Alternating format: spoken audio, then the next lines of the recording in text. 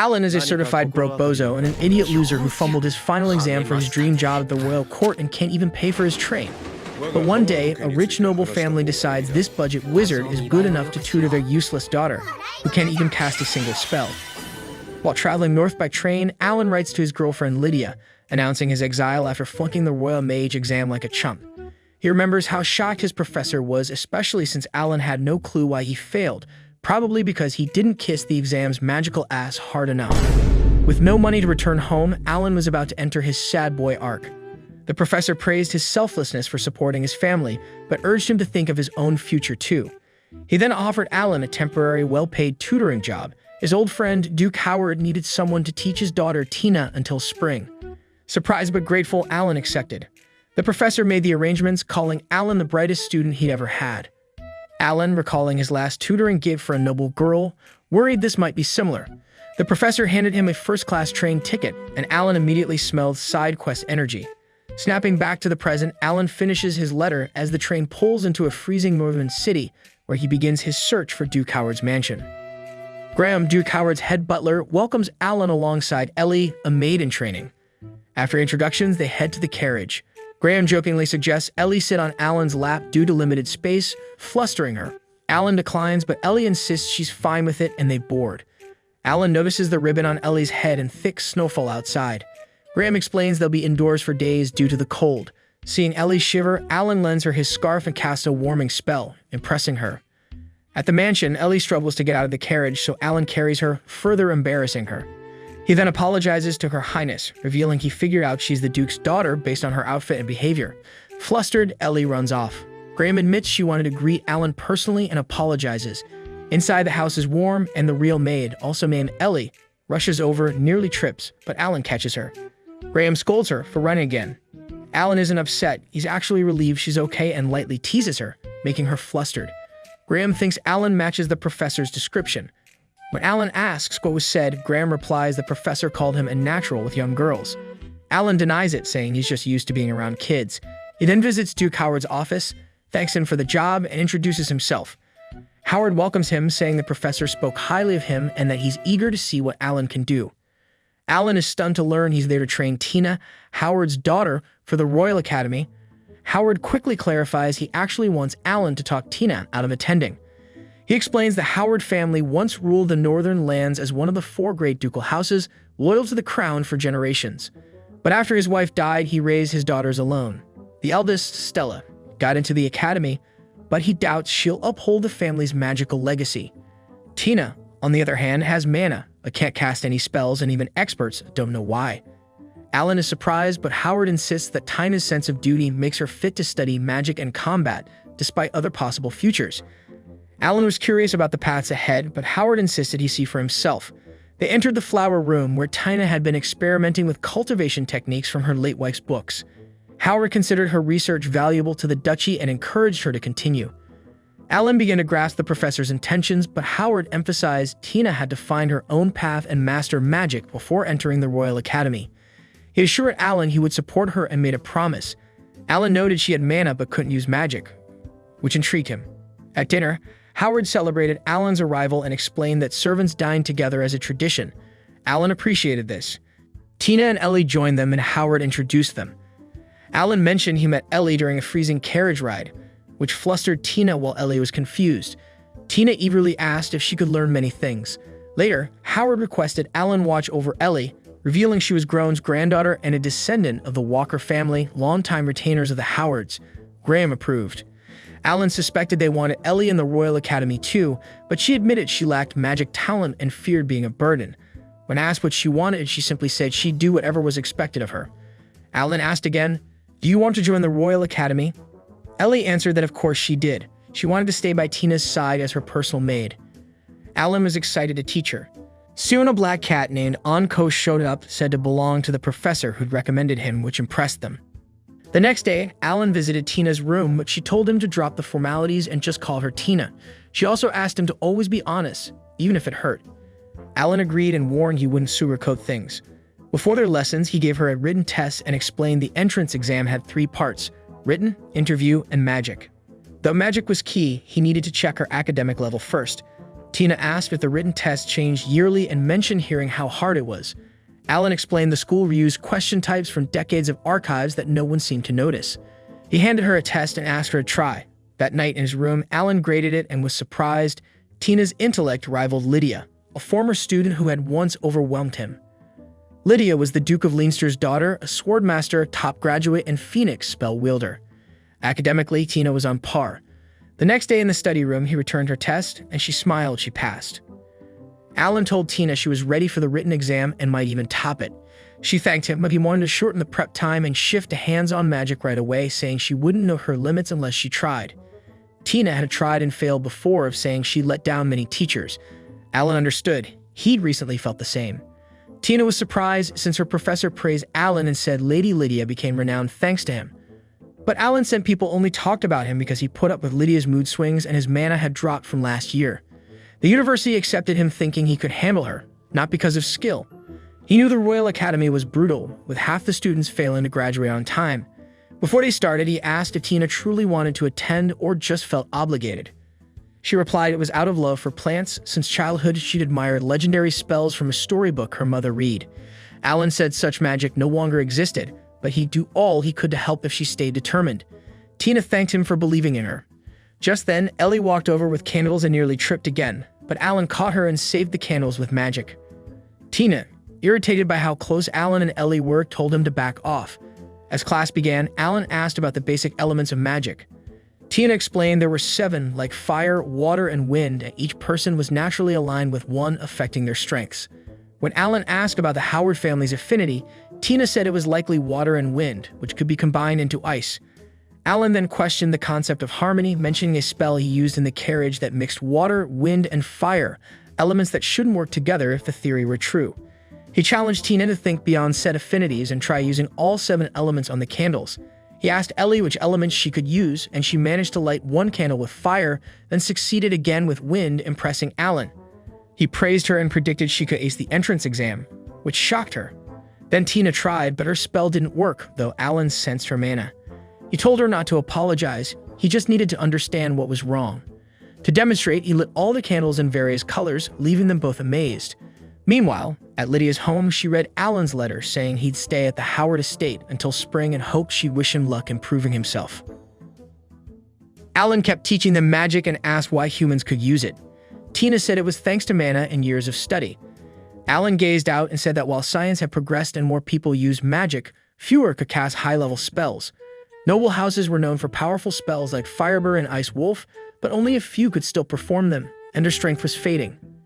Tina, who had lived through centuries of magical reform, wondered if all their efforts were pointless. Alan said no, it was just that they traded depth for numbers.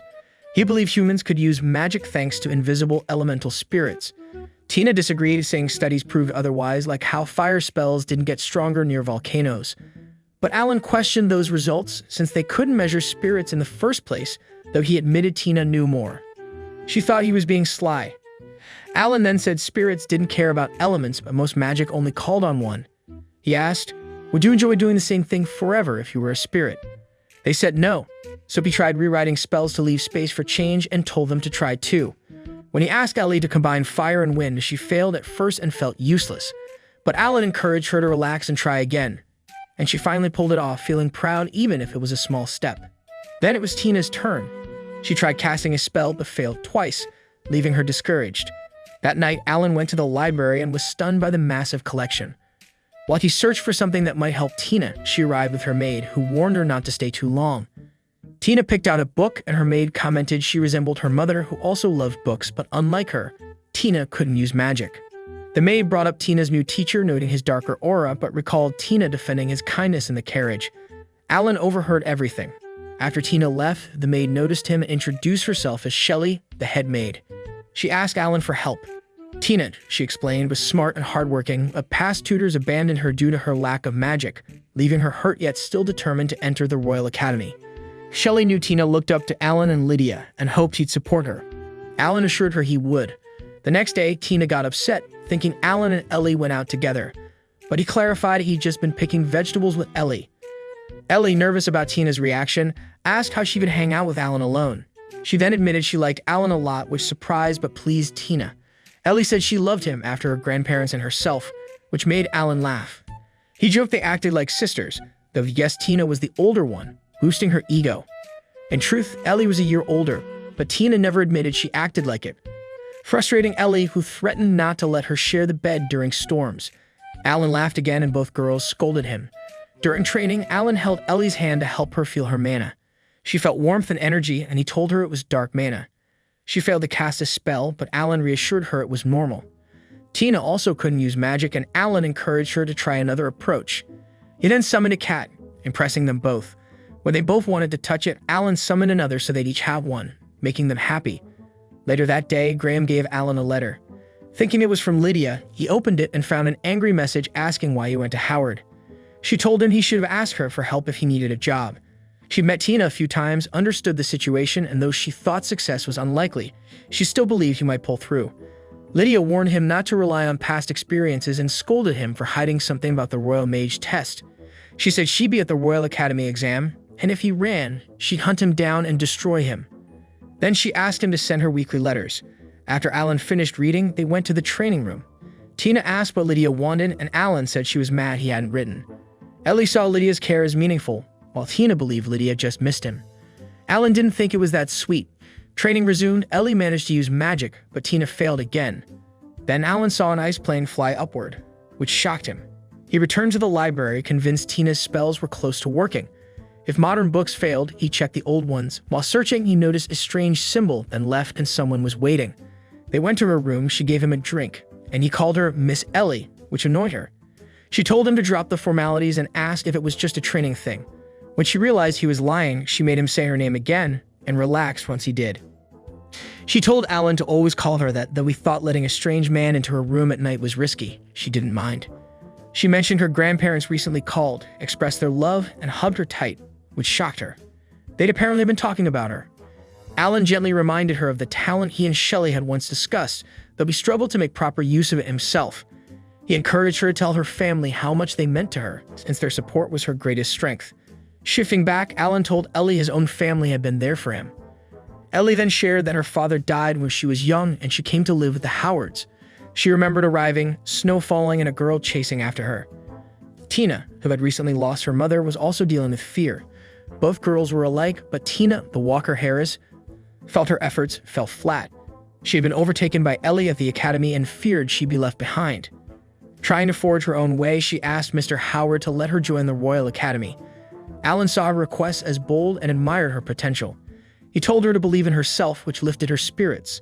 The next day, Ellie displayed impressive magic, which discouraged Tina. Alan then asked about Ellie's control over the other elements, but she admitted she feared lightning and light. Still, with Anko's help in the dark, she felt she might master them soon. Alan asked Tina to try casting a spell, but she failed completely. Confused, she wondered why, but Alan assured them they'd just try another formula. He later told Howard that Tina's mana reserves were massive, though he couldn't promise she passed the exam. Howard thought about discouraging her, but Alan insisted it would be wrong if she truly wanted to join, noting her academic strength could still get her in. Howard understood but feared she faced scorn at the academy as a noble without magic. He didn't want her to suffer like he had. He asked Alan to act if things didn't improve. Though reluctant, Alan agreed. Back in training, Tina kept failing. Alan offered to help and encouraged her to keep trying. That night, he stayed up analyzing her formula but found no issues. The next morning, Tina woke to find him sleeping near her with a book. When she asked if he'd read it for her, he denied it, but she saw through the lie. He'd skipped breakfast and read late into the night to support her. She asked how many spells he practiced with her and how often he helped her train. Alan told her not to worry, he loved studying magic. Realizing he wasn't angry, Tina apologized, feeling crushed by her failures. In tears, she confessed she loved and admired him, and Ellie too, and how his praise made her reflect on her own guilt. In that moment, her power suddenly erupted with freezing energy, nearly injuring Alan. Ellie rushed in, but he told her not to interfere. Alan told Ellie to fetch Mr. Graham and tried to stop the ice storm with magic, but failed, choked by the pressure. Reluctantly, he called out to Tina, asking if she could hear him. Tina, trapped behind the ice, listened to his voice in confusion. Alan warned that his power was surging wildly and would soon kill him. She asked what to do. He said he'd link their energy, even though it was risky and uncomfortable, and asked for her permission. Once connected, Alan searched for her through the link and sensed an immense mana within her, possibly greater than Lydia's. He then heard Tina blaming herself, feeling useless and powerless. Her emotions overwhelmed him just as an ice dragon formed behind her, showing she was trying to help. Alan took his chance, summoned a firebird, and melted the ice, revealing Tina. He ran to her and hugged her, relieved. As the dragon faded, it said Alan had met the final key, leaving him confused. He asked Tina if she heard anything, but she only mentioned feeling odd from their link. Realizing they were still connected, Alan ended the bond and was about to go to Ellie, but Tina asked him to stay and hold her, saying he was her only teacher. Alan stayed. Ellie soon arrived with Graham to check on Alan and Tina. She was glad for Tina, while Alan recalled Leah's warning not to repeat this with anyone else and thought he needed a good excuse. He nearly fainted, but Graham caught him. In Alan's room, he and Tina were concerned. Ellie left to get tea. Tina asked if his condition was tied to their bond. Alan said not to worry, but admitted bonding made him share thoughts and feelings. Tina got upset, saying she heard him call her Princess Poison again and wanted an answer. Alan tried shifting focus, explaining he could influence the mana of those he bonded with and that reconnecting later was easy. When Tina asked if he'd done it before, he said yes, with his sister Karen and with Lydia when he had no other choice. He warned it was risky, since it let him use someone else's energy, and asked her to keep it secret, even from Ellie. Later, as night came, they moved to a new magic training area. Alan, impressed, asked Tina to test her power there. Tina lit the candles, releasing a surge of power that left everyone stunned. Alan suspected the dragon inside her no longer interfered and that their magical bond may have shifted some control to her. He praised her and said it was time to learn how to manage that strength. Overwhelmed, Tina hugged him in tears, grateful she could finally use magic. Alan reassured her and called her amazing. Ellie also cried with joy and thanked Tina. Alan believed a bit more training would let Tina fully master her magic, and then they'd both be ready for the Royal Academy. He planned to tell Walter, but Graham reminded him Walter was still away. Alan missed sharing the news and wrote a letter to the professor. Later, the professor received it, just as one of Alan's friends visited. Joking about Alan's frequent debt letters, they read it together. They reported Tina's breakthrough and urgently requested military-grade ice-resistant scrolls before she froze herself. Alan's friend laughed, but the professor knew fulfilling the request wouldn't be easy. Who would have thought Alan would manage to show off the little princess's power? It was just like him. Back in his room, he kept flipping through books with no luck until one showed a familiar symbol, making him think back. In training, Alan asked Ellie to light candles with dark magic. She failed at first, but he encouraged her to focus and recall how she felt touching Anko. That helped her succeed, which lifted Alan's spirits. He then had Tina try. She produced a huge burst of magic, and he told her to mentally control it. Since Ellie was progressing well, Alan suggested they move to combat training, which made Tina jealous. Ellie appreciated Alan's kindness, but Tina demanded the same. Alan argued magic training didn't allow for softness and scolded Tina for nearly destroying the ceiling. Tina fired back, saying his lack of attention was the problem. That reminded Alan of someone, Lydia, who hadn't written in a while. Lost in thought, Tina snapped him out of it, and both girls pushed him to share what was on his mind. Alan remembered Graham once saying he was good with young women, which he quickly denied. Then Ellie began firing magic at Graham, who dodged flawlessly. Alan was surprised by Graham's precision, and Tina explained that the walkers trained daily to improve their service. Graham then attacked, but Ellie blocked every move, making Alan proud. He told Tina it was her turn.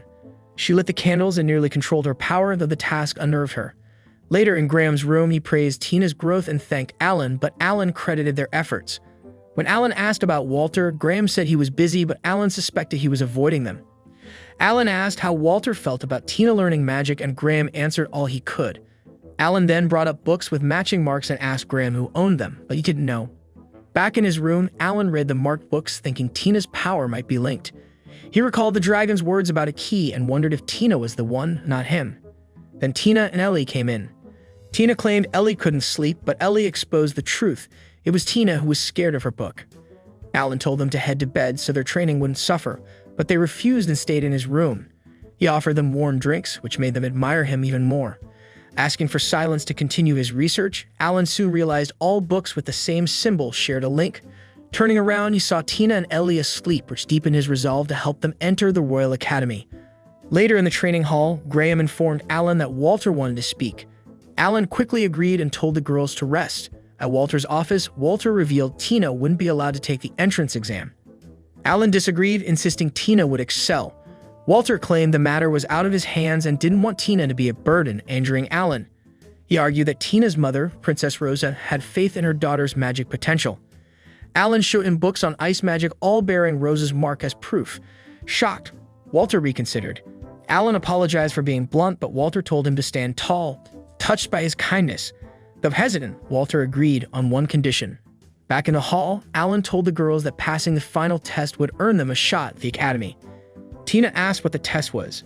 Alan explained Walter would appoint a strong mage to fight in his place. The girls were scared, but Alan reassured them, saying he believed in them and was proud, leaving them flustered but deeply thankful. The episode opens with Alan training the girls, focusing especially on the maid, who displayed remarkable strength. They surrounded him and set a trap, but he avoided it effortlessly. Until Tina cleverly froze his foot. Alan acknowledged their progress and was pleased, though he reminded them it wouldn't be that easy to defeat him. He activated his fog magic, blinding their vision, then outsmarted and beat them in that round. He praised their skills and expressed genuine pride, but emphasized they still had much to learn. For their final challenge, they would face a mage selected personally by the elite, someone who might unleash advanced magic. Alan urged them to give it their all, especially Tina, who needed to keep refining her control. With limited time before the exam, he promised to teach them everything they needed. He then dismissed them for the day. Later, the girls relaxed in a hot bath, chatting about Alan, his strength, his dedication, and how they'd one day join the Royal Academy with the power he helped them gain. Suddenly, Ellie became lightheaded. Alan swiftly treated her and warned her not to linger too long in the bath, joking that a spirit or demon might take advantage, something he used to tell his sister Karen, who always fussed over her hair. Karen, now a student at the academy, would be their senior. Back in training, Ellie launched herself at Alan using her powers, but he blocked her effortlessly. Tina unleashed a fierce ice spell, launching a rapid volley like a 20mm multi-shot weapon. He struggled to avoid the unpredictable blasts, then activated his intensify ability and threw a flashbang, but the barrage didn't stop. Their deal was clear. If even one shot landed, they'd win. In the end, Tina landed a hit and he acknowledged their victory.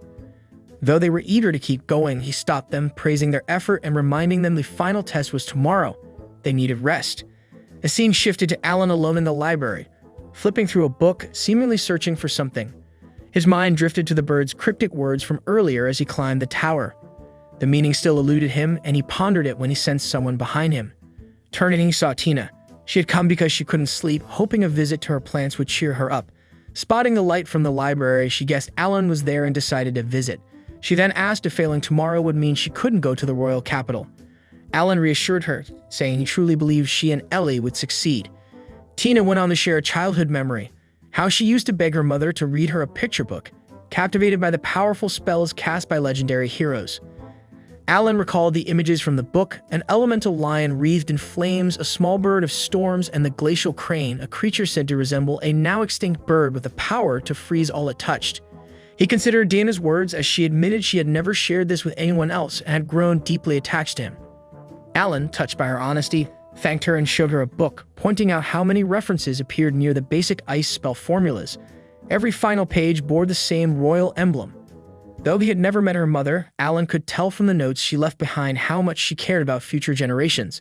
The very formula he was teaching Dana came from those notes, modified with his own adjustments. Overwhelmed, Dana began to cry and embraced him.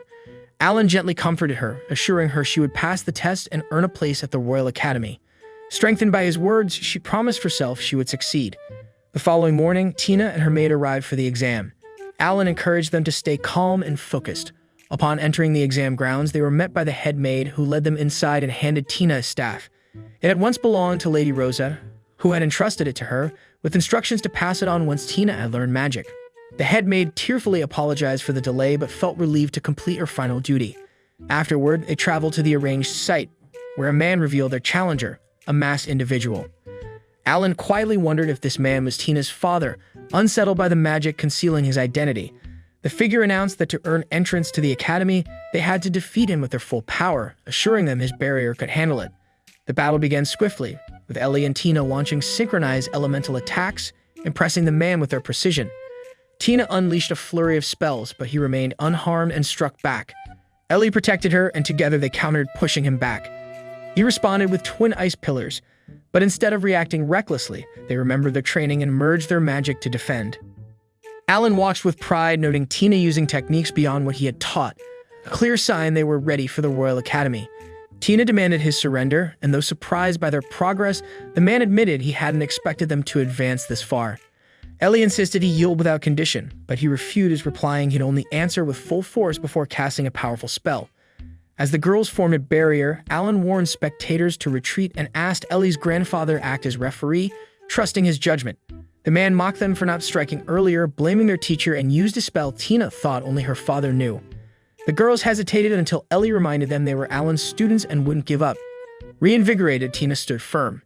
Then the enemy summoned the Snowstorm Wolf, a signature spell Alan recognized from the Howard ducal house. He ordered high-grade barriers and a backup shield sent to the professor, but as he rushed forward, the girls stopped him, asking for his faith. Ellie, recalling Alan's belief in her dual magic potential, finally achieved it with Tina's support. A powerful aura radiates from them as Tina attacks the wolf, but their opponent remains unimpressed. He melts the ice, trapping the beast, releasing it again, and warns that if they wish to fight back, they must cast a spell on it themselves. The wolf lunges, knocking the girls down, though they remain unhurt. Alan urges Tina to remember the Snowstorm Wolf formula she once saw. Although she never practiced it, he insists she try. But nervous, Tina is encouraged by his confidence in her. He asks Ellie to assist, and together, the girls channel a powerful spell at their foe. The wolf attempts to charge them, but fails repeatedly. They then release a surge of mana that destroys the wolf and shatters their opponent's mask. Victorious, they pass the test and earn the right to travel to the royal capital, with Alan joining them. He informs Lydia of the outcome, while Ellie bids farewell to her grandparents and Tina to her father. He praises their final exam, saying Tina reminded him of her mother Rosa and admits he was afraid of losing her. Tina embraces him and asks him to care for the plants while she's gone. Before they depart, her father entrusts Alan with their safety. Alan promises to protect them, and the train sets off toward the capital. Alan visited Lydia's home and was attacked from behind, but he blocked it and criticized the sneak attack. Lydia appeared, visibly furious, sarcastically thanked him for the tip, and demanded to know if we thought he was for keeping her waiting. Alan replied he wasn't late, though they hadn't met in a while, but admitted he should have arrived first. He reminded her that her magic didn't work on him and that he could dispel it with ease. Lydia warned him to stop talking or she'd cut him down. After she sat, Alan apologized. She asked what for, and he listed not telling her about the teaching job, not visiting sooner, and hiding why he failed the royal exam. Moved, Lydia asked him to hug her and not disappear again. He agreed, and as she hugged him tightly, she asked for his promise and forgiveness. He joked about being her servant, but apologized once more. Lydia's maid came with tea and quietly told Alan Lydia had stressed over picking her dress. Lydia overheard and scolded her. After the maid left, Lydia invited Alan to sit. He gave her a small gift, complimented her looks, and said she looked stunning. Blushing, she listened as he told her he had written to congratulate her on passing the Royal Magician exam and nearing graduation. Alan showed up at Lydia's graduation, saying he came at the professor's request, though he seemed uneasy. He asked if anyone had ever ranked second without landing a job, which caught Lydia off guard. She wondered if he'd keep teaching, but Alan just sipped his tea and said little.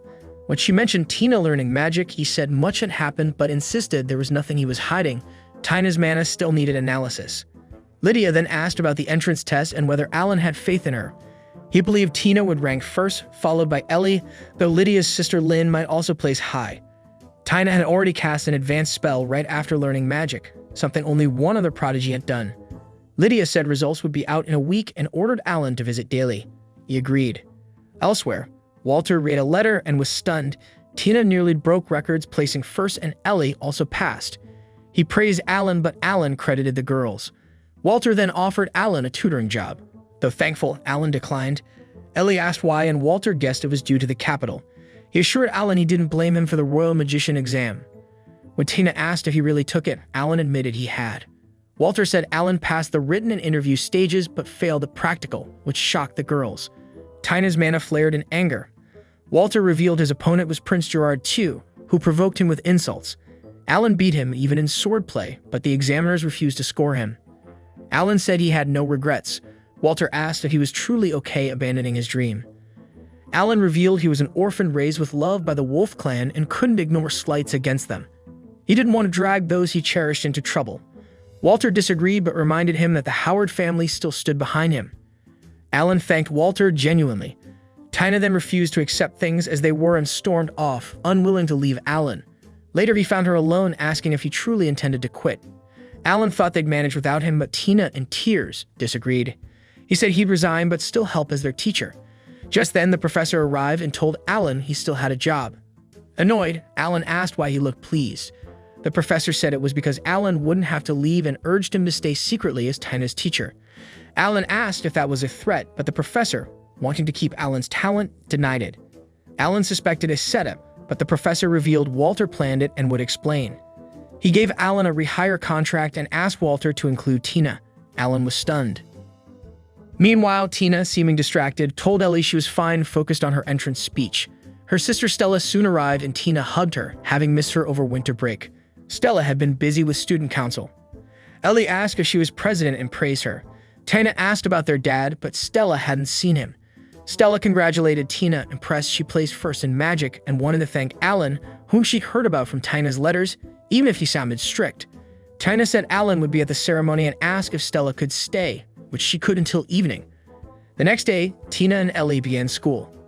Alan welcomed them. Ellie noticed his formal outfit, which he wore because Lydia pressured him. He said he lived in the workers' area and needed nerve to come. Ellie liked his uniform. When Tina seemed off, she brushed it aside. Alan praised their uniforms and fixed Ellie's ribbon. She thanked him and was glad he stayed. Alan felt the same and looked forward to teaching. When Ellie asked why he stayed, Alan said there were many reasons. Sherry then called them in, and when Tina grew anxious, Alan reassured her he'd be there to watch her speech. After arriving at school, Ellie said goodbye to Alan and her grandmother. Lynn complimented Alan's uniform, but he politely asked her not to use his name that way to avoid confusion. Lissa joined them, irritated at being called Duchess, so Alan switched to ma'am until she insisted on less formality, saying she saw him like a son. When Alan said that might be misinterpreted, Lisa questioned him, prompting him to drop it. She mentioned Lydia had gone ahead to assign a palace mage, annoyed she'd missed the event. Alan guessed she wanted to see Lynn in uniform, but a maid said it wasn't the only reason. She'd film it for Lydia. Inside, Ellie comforted a nervous Tina. Rain began to fall, and Lynn, who disliked the cold, still preferred it over snow. Ellie asked if she was Duke Leinster's daughter, but Tina corrected her. Lynn was Lydia's sister, and mentioned she hated heat, which annoyed Lynn. Lynn advised Tina not to enter and offered her the speech, but Tina refused, saying Alan had given her hope and she wouldn't back out. Lissa told Alan the ceremony was starting. Karen, the student council vice president and a werewolf, unexpectedly stepped up as MC, saying she looked forward to working with everyone. Alan felt uneasy about monster clans, but a maid reassured him that the Leinster family supported him. Karen pointed to the sky as Lord Rod, managing the rain barrier, appeared. She introduced Tina, who nearly stumbled but was steadied by Karen. Tina introduced herself as a Howard noble who couldn't use magic until 13. After meeting someone 3 months ago who helped her awaken her powers, she now wanted to grow stronger and support others. She impressed everyone by casting ice midair and vowed to catch up to Alan, thanked the crowd, and left. Alan and Lisa applauded, and Lisa thought Lydia would be envious. Karen then welcomed Stella Howard, who praised the students for reaching the top school. She warned of harsh training but said it brought fast growth, sharing how she rose from the bottom to student council president. Lissa admired Stella's grit and wished Lydia had more of it, though her maid disagreed. Karen announced the director's speech, which Alan joked would bore Lisa. Just then, a maid whispered to Alan, who told Lisa that Lydia was in danger. At that moment, Lydia faced soldiers and coldly declared she would decide how they died. Lydia struck down the soldiers with swift precision, her fury blazing as she eliminated them all in moments. Burning with rage, she accused them of being unworthy to insult him, claiming they could not do so even in a million years. The knight captain called her a cursed woman and demanded if she knew what she was doing, while others urged her to stop. Ignoring them, she pointed her sword at Gerard, declaring him next. Alan arrived, ordering everyone to stop, and she questioned why he was there. He explained he had come urgently after receiving a message, confused about what had ruined the day. Before she could respond, the king appeared, demanding to know the cause of the chaos and directing his question at her. Lydia respectfully replied that this was not the right place to explain and that the king already knew why she preferred not to speak here. The king's son then intervened, claiming it began when his friends advised her not to feign naivety and to choose her companions wisely, but instead she had responded with violence. One of Gerard's friends stepped forward, criticizing him for damaging the royal guard's reputation, to which Gerard coldly told him to shut up. Prince Gerard dismissed the advice, claiming it should be given to his sister, not him, for he was the king's son, and Lydia had rejected his marriage proposals repeatedly. Turning to the king, he demanded her execution. Before judgment could be passed, Elaine stepped forward, asking to speak. Gerard mocked her low birth, but the king allowed her words. She thanked him and defended Lydia, reminding all that the Sword Maiden would never draw her blade without cause, a truth she knew from 4 years at her side. Since Lydia could not explain her reasons in that place, Elaine urged the king to trust her intentions. Gerard scoffed, insulting Elaine's failed career, common heritage, and Wolf clan blood, even implying Lydia had been tainted by her. Remaining composed, Elaine accepted insults aimed at herself but refused to let him stain Lydia's honor or her family's name, warning that his words were a weapon that could cut as deeply as any blade. The king cut in, ending the exchange with a decree. Gerard and Lydia were to serve a month of house arrest, and Gerard was forbidden from seeing the two again. Gerard protested to his father, claiming innocence and calling the others insolent, but the king remained stern as guards led him away. Later, Alan spoke with Lydia, acknowledging she had nearly drawn her sword in his defense but had chosen restraint, thanking her for it. Professor Gill soon arrived with his companions, praising Alan's composure and wit before the king, joking about the dangers of defiance. They left soon after. Meanwhile, Ellie the maid and Tina discuss Alan's sudden absence from the party, learning he was at the Linster residence and deciding to visit him at once, departing in a finely embroidered carriage. Elsewhere, Alan met with Lydia, admitting he had no idea what to say to her. She told him she hadn't wanted to leave but asked him to send her regards to Elijah. He asked if she could spend the night, and she scolded him for saying such things, explaining she only meant she couldn't stand being apart.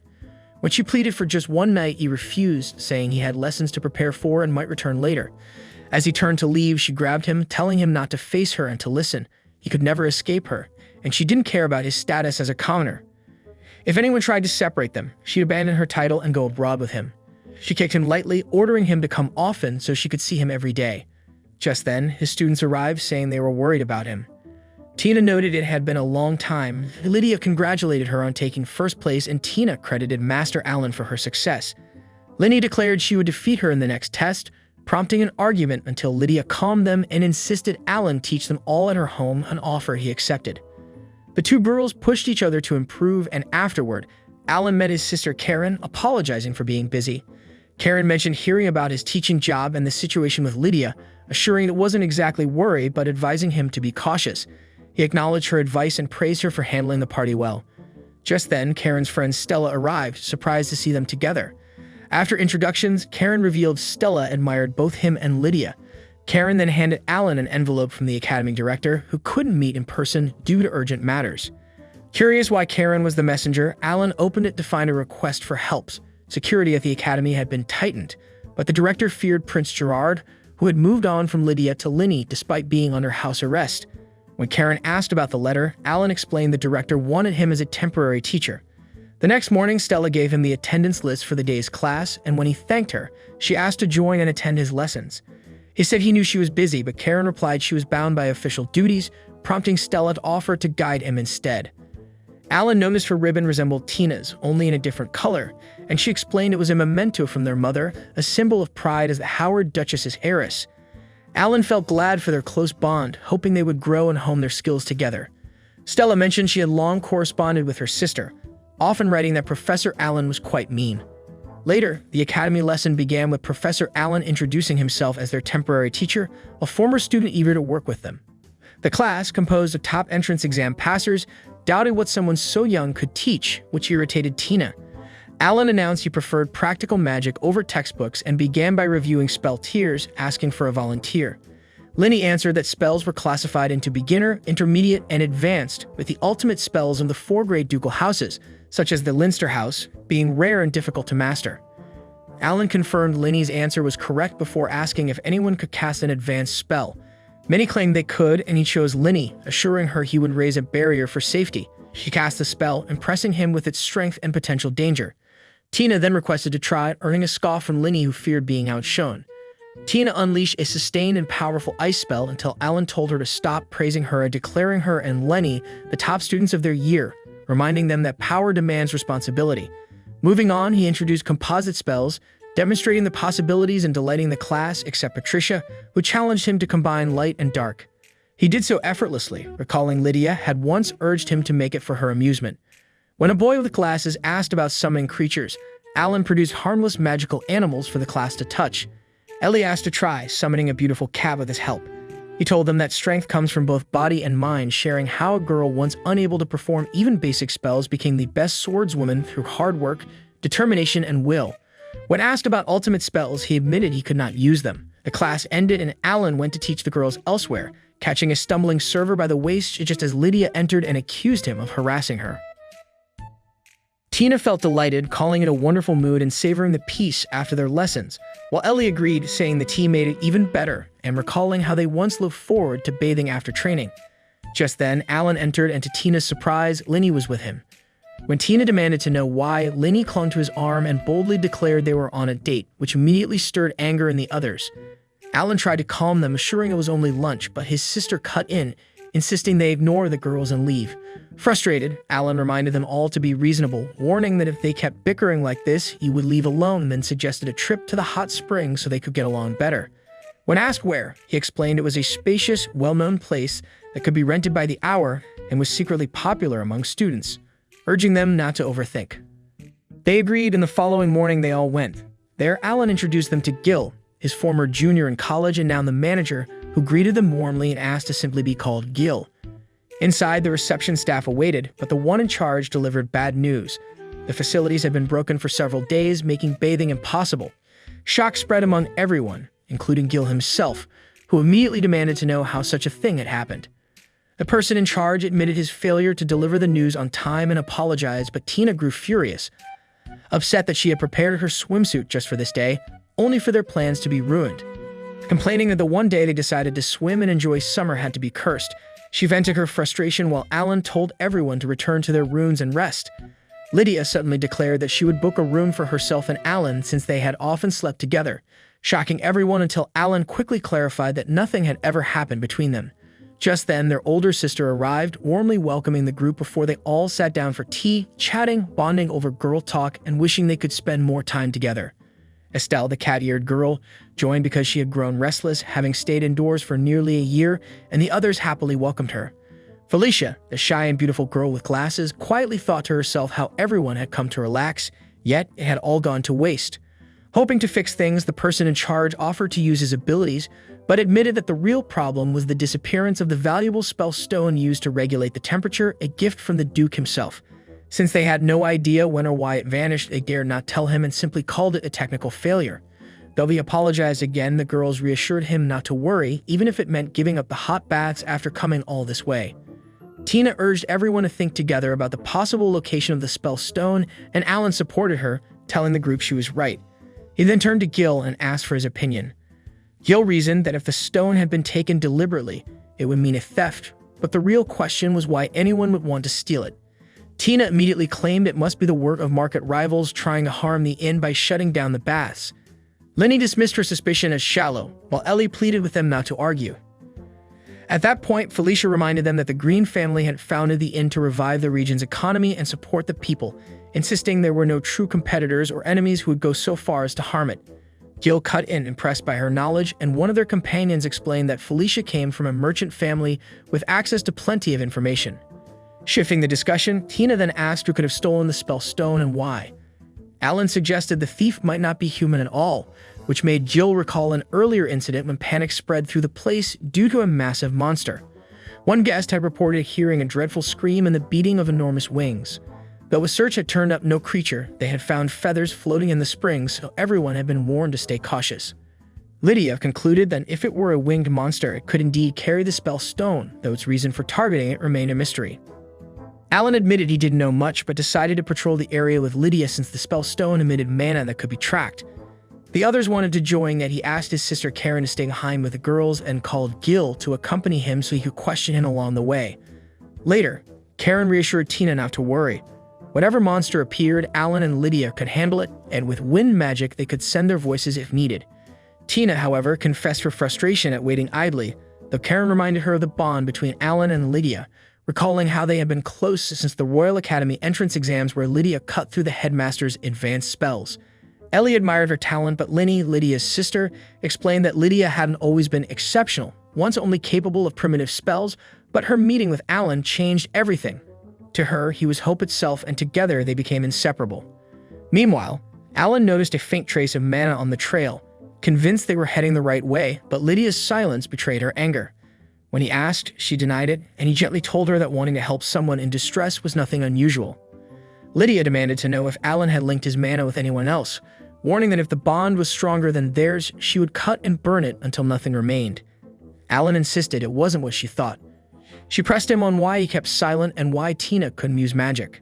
He explained something inside her was blocking her spells, and though they hadn't solved it yet, he had already asked their teacher and the headmaster for help. Soon they reached a cave.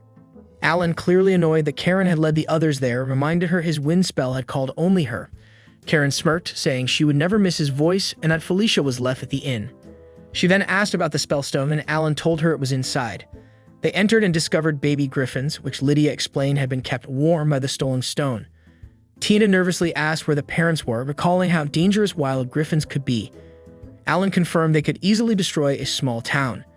Karen warned him not to scare her and urged them to recover the stone quickly. Ellie pitied the creatures but reminded them the bats couldn't be used without the stone. Alan then said this was the perfect extra lesson and challenged them to find a way. Tina suggested freezing the cave to lower the temperature, but Linny dismissed her idea as lacking vision. As the temperature dropped, the creature clung tighter to the warmth. Ellie suggested making the place dark to retrieve it quietly, but Lainey warned that the young ones might panic and call their parents. Instead, she proposed heating the area with fire magic to lure them away from the stone. Karen agreed but reminded them the fires couldn't last forever. Thinking of her brother's words, that not everything should rely on magic, and sometimes hearts and minds work better, she searched for another way. Tina suggested offering the baby griffins a new spell stone, though fire magic wasn't her strength. The others promised to help, and Alan instructed them to focus their energy on a normal stone.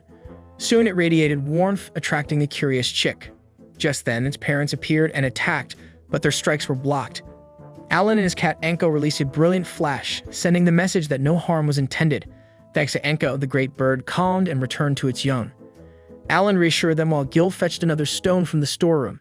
With the problem solved, the group enjoyed the hot springs in joy and relief. That night, everyone returned to their rooms, Felicia drifting into sleep after a brief dizziness.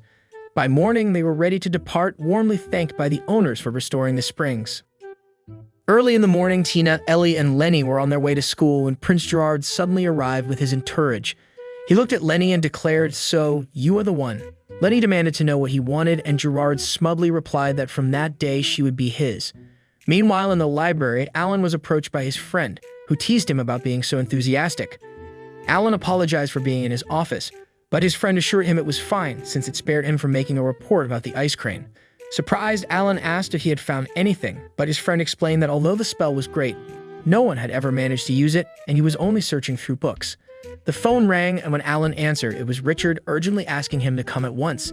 The scene shifted back to Gerard, who continued to pester Lenny by insisting they marry immediately. Furious, she rejected him, but the prince grew enraged, demanding obedience as her ruler. Lenny, refusing to bow down, threw her hat to the ground and challenged him to a duel. Everyone tossed their hats into the air, and Lenny confronted the prince, warning that if he refused, the matter would be taken to the royal family and the four dukes. Enraged, the prince reluctantly agreed and entered the hall, his fury boiling over.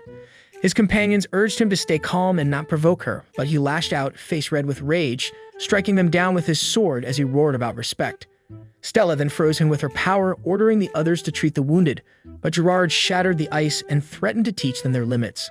Shocked, they questioned his sanity, and he only grew fiercer, his flaming sword blazing as he mocked Stella for her failures and inability to master high spells. At that moment, Alan arrived, demanding an explanation, but Gerard insulted him and rallied everyone to fight. The others declared they would help, and Gerard lunged at Alan, who dodged with ease before countering with his power. Gerard blocked the strike, but Alan unleashed a freezing spell that pinned him to the ground. He urged his friends to escape while there was still time, but Prince Gerard rose again and shattered the rocks. Alan, unsettled by Gerard's behavior and the strange dagger in his hand, could not believe what was happening. Gerard lunged at him, only to be met by the girls, when freezing him, the others striking with force, but he repelled them all. Alan countered with lightning, the girls joining in to unleash a devastating blow, and Gerard still rose, transformed into a monstrous form. Alan ordered them to fall back as Gerard's rage boiled over, swearing to kill them all before striking Lenny and the others. As he charged Alan again, Lydia appeared, striking Gerard on the head and knocking him down. Alan welcomed her, relieved but firm, insisting they needed Gerard alive for testimony. Yet Gerard rose once more, horns sprouting as the dagger's corruption consumed him. Lydia, Furious declared her intent to cut him apart, but Alan forbade it. Instead, she unleashed fire, burning the monster, wishing he had resisted longer so she could unleash her full fury on someone who dared harm her sister, her friend, and her servant. But even burned, the monster refused to die. She asked Alan to join her in the fight, and together they charged at the monster, her sword and spells combining with his power until a massive explosion erupted inside its body. When it ended, Alan told Lydia he believed the creature's body would remain immortal as long as its magical energy flowed, and questioned her about the dagger. The headmaster appeared and warned them to stay silent, explaining the dagger held remnants of a lost spell, a luminous shield that consumed unskilled users, turning them into staggering monsters, and revealed that the royal family had been watching since the previous night. Lydia asked how to defeat the creature, and the headmaster said its immortality came from infinite magical energy. Suddenly, the monster revived, growing larger and stronger. Lydia rushed forward, trying to burn him with fire, but her spell failed, leaving both her and Alan powerless. If she fought recklessly, Gerard would be destroyed. Weak attacks only fed the monster's strength. Cornered, she commanded the beast to come down and face her directly. The monster descends, and she orders the headmaster to distract it. He reminds her of his importance, but still conjures a massive spell circle to delay the beast. Lydia calls Tina, yet Alan urges her not to involve her, but Lydia insists there is no other choice. She reveals she knows Tina linked her magic with Alan, angering Tina, who thought it was secret. Lydia clarifies Alan never told her it was obvious since she too shares a link with him, which made Tina's spellcasting resemble hers. Lydia asks Tina to link again and unleash her strongest ice spell. Though frightened, Tina is reassured and told to leave the rest of them. Nervous, she steadies herself as Alan encourages her and links their powers, asking if she is alright. She admits she feels his warmth and promises to do her best, while he vows to support her fully. The monster struggles within the circle but cannot escape as Tina gathers her strength. Urged by Lydia to hurry, she prepares to strike, and Lydia separates them before channeling her magic into Alan. Tina grew angry at Lydia, but Alan calmed them and told Tina to be ready. She agreed with confidence, and once they worked together, the headmaster released a monster. Their magic summoned a giant wolf, which clashed with the beast until the wolf struck and turned it to stone. Lydia declared that the dagger was the true target, and with Alan by her side, she could cut through anything.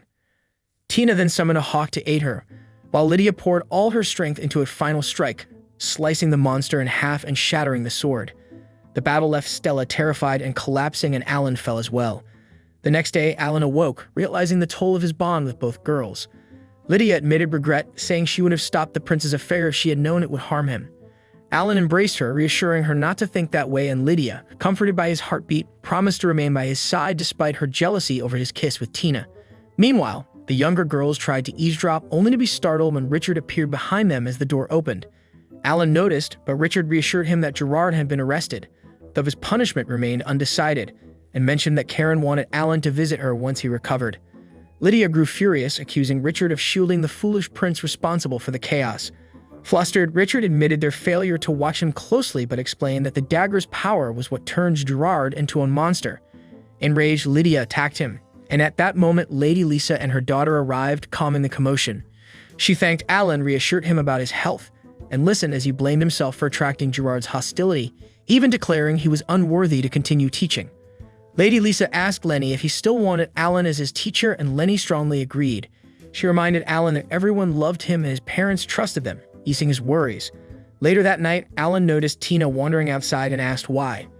She said she enjoyed the flowers, though she admitted she felt far from the level required.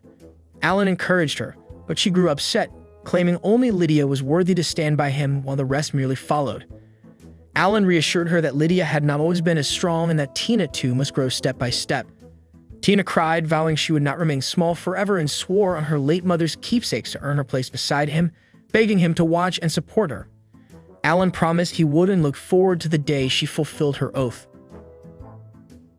If you're enjoying the journey of this series, please hit that like and subscribe button and turn on that notification bell so you don't miss any updates.